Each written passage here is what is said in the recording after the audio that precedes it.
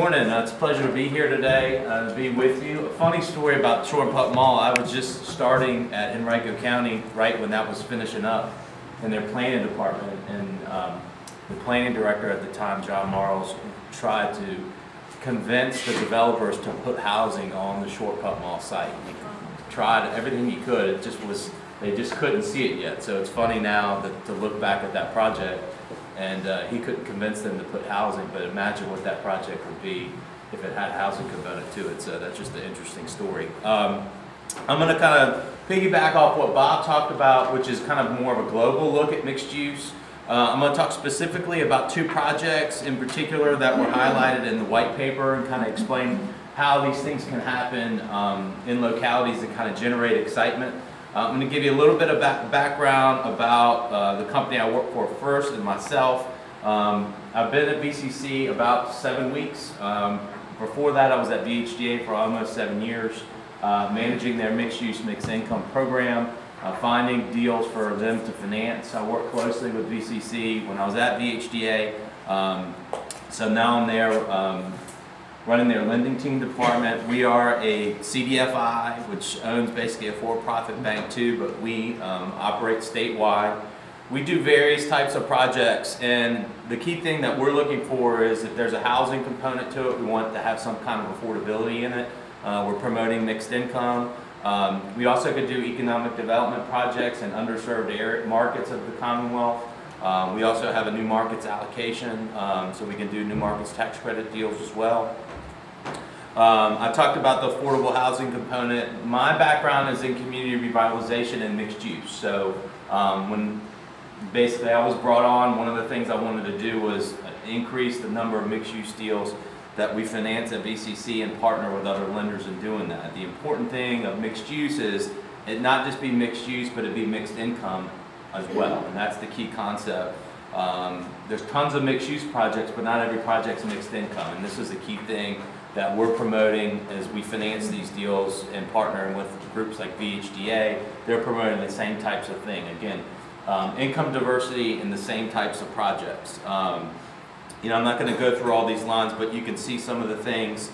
Bob does some consultant work for VCC as well, and so he provides some technical assistance. If we're in a market with a developer that needs some technical assistance, Bob can come in and help them get the plans together for their projects and work through some of the preliminary numbers. So we do various types of products available. Just from this past June, these are just some of the numbers as far as the different types of loans we have and the numbers we've done. To kind of go off a little bit more what Bob was talking about, what are the benefits of mixed use? Why are we seeing this kind of reinvent themselves? And the way I see it is a couple things. It's bringing people closer to things they need on a day-to-day basis. You know, you're not necessarily dependent on your vehicle to go to the corner market, to go to the dry cleaners, to go get something for dinner. You don't feel like cooking that night and you want to take everybody out. Or if you're single and you want to go out, you don't necessarily have to get in your car. That's what these types of developments are doing now. Community revitalization and corridor reinvestment are very important. You see this a lot in the inner ring suburbs. Those strip centers that where everybody shopped in the late 70s and the early 80s. Now either they're completely torn down, or if they're still up, they're half vacant, and the types of uses they have aren't really that good. There's a reason that strip center went out of business. Nobody's going to come in, invest millions of dollars, and put up another strip center there.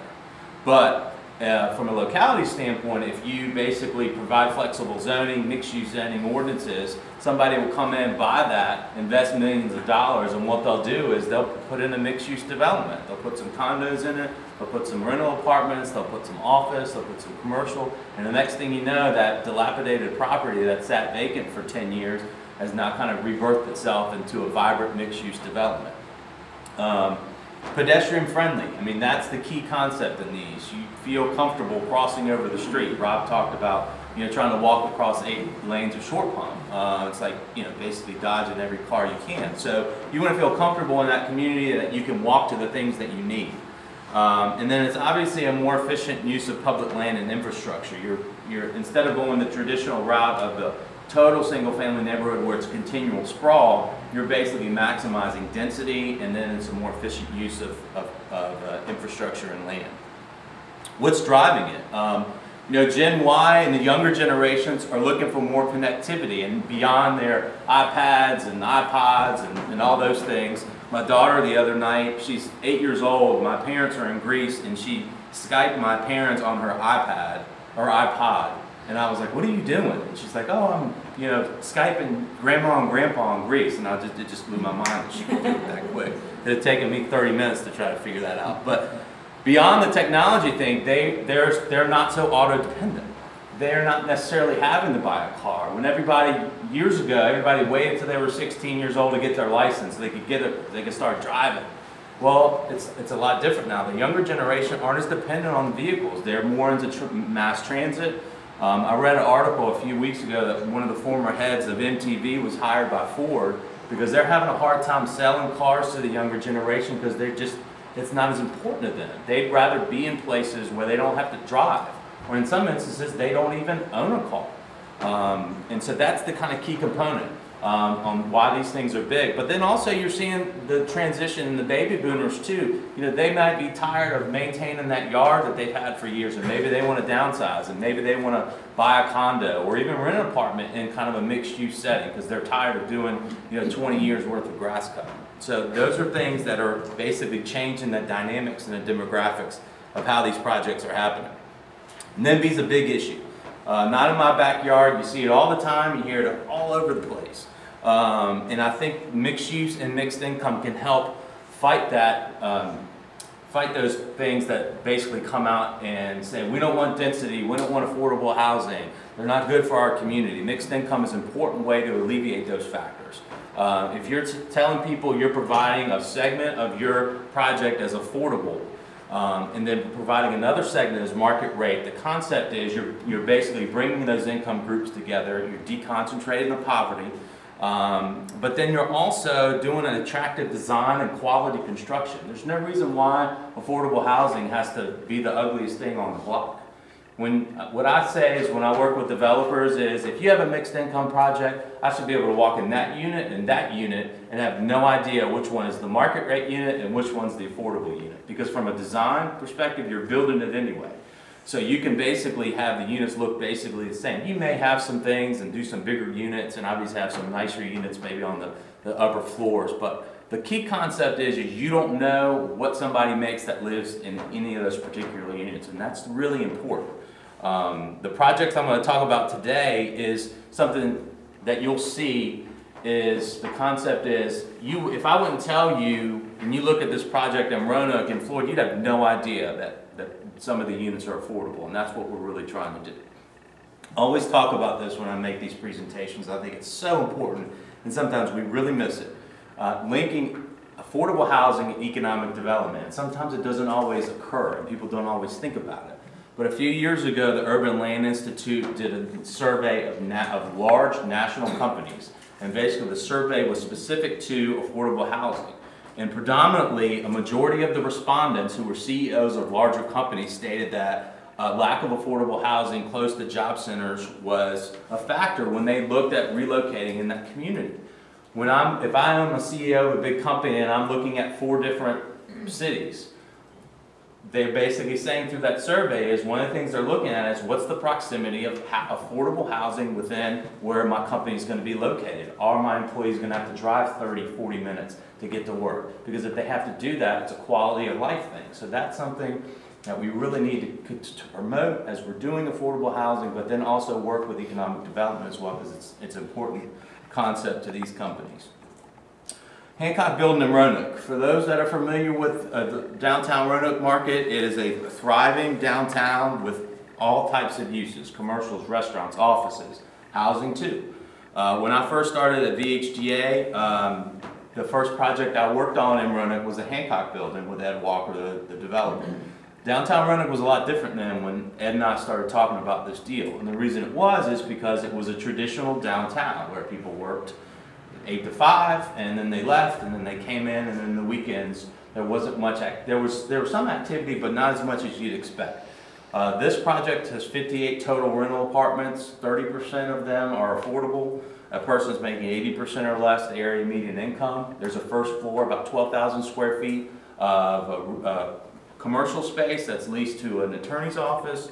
For those that have been in Roanoke or were there, this was a hot button issue because the city basically provided a one-time economic development grant of $800,000 to Ed to help offset the cost of the project. It was a historic building. It was a very intricate historic restoration, and the city took a lot of heat of why are you providing cash to a for-profit developer? He's got tons of money. Well, you have a for-profit developer that was interested in renovating a landmark structure in downtown that's over a $10 million project. So the city felt that they could provide a one-time economic development grant to help offset those costs.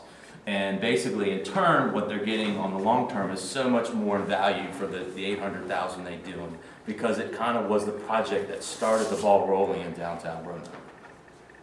Like I said, it was a typical downtown, not a ton of housing options. People worked there. It was a nice downtown, but you know, when you went out at night, you just didn't feel that energy. When you were there on the weekend, you didn't necessarily feel that energy, or it had that myth of nobody wants to live downtown. Who wants to be here? You know, we just work here. We don't necessarily want to live here. The funny thing about this project, when we were working on it for about a year, is Ed's concern is because he had never done affordable housing development before, what if I can't rent the affordable housing units? He said, what if I get such a good demand from the market rate units that I can't rent the affordable units? And we kind of went back and forth in these discussions when we were structuring the deal. And I said, the last thing you have to worry about on this deal is renting the affordable units, and I promise you that. And to this day, Ed and I kind of joke about it because about 70 to 75% of the people that rent the apartments in the Hancock make less than 80% of area median income. But he's only bound to do only 30%. But the concept is there's just such a limited number of quality affordable housing in desired areas of town that if you do it, it's going to rent like crazy. All 58 of these apartments rented before they had the grand opening. All 58 were leased. To this day, and this was probably about 6 months ago, we chatted about this. I don't think they've had a vacancy in that project since the day it opened. These are just some of the pictures, and this is the concept I talk about.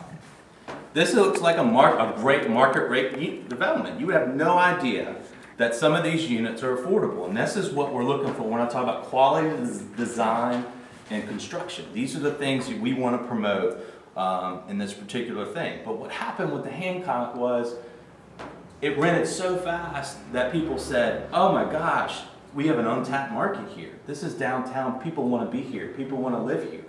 There was a story of on the paper in the Roanoke Times the day after it opened. There was a girl that was a waitress at a downtown restaurant. She lived with her parents about 30 minutes away.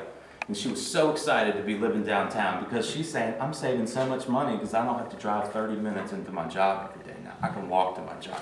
And this basically started what's happening in Roanoke now. These are all the projects, not all of them, but these are just a sample of the projects that have come on since the Hancock building. The Cotton Mill, the H.L. Lawson, the Patrick Henry, 401 Campbell Lofts at West Station, the River House. There's two other new projects that are coming online right now. The Shenandoah building is getting ready to start construction.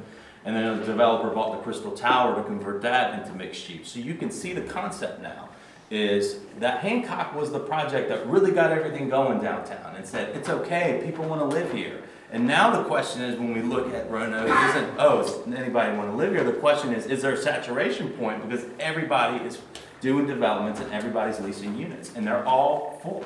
So that's the interesting aspect when you look at the Hancock and what it did to help kind of start this thing going in downtown Roanoke, particularly for the mixed use and mixed income. These projects here, Cotton Mill, Lawson, Patrick Henry, 401 Campbell Lofts, and River House are all deals that I financed when I was at VHDA, and they all have an affordability component to them.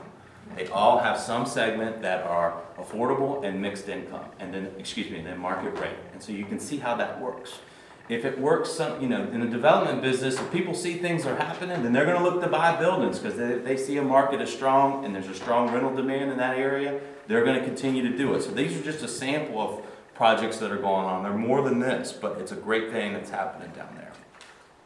Now Floyd's a different case. It's not Roanoke because it's a small rural town, and so as Bob said, yes, mixed use can happen in smaller towns. And a majority of the projects I did when I was at VHDA were in smaller type towns like this, Main Street type communities, and they can happen there. This is an interesting test case because you have a group of investors committed to the community. There's multiple redevelopment projects that happen within a 1-block radius. The Village Green is an old supermarket that Woody Crenshaw, Woody was involved in all 3 of the projects. Woody purchased.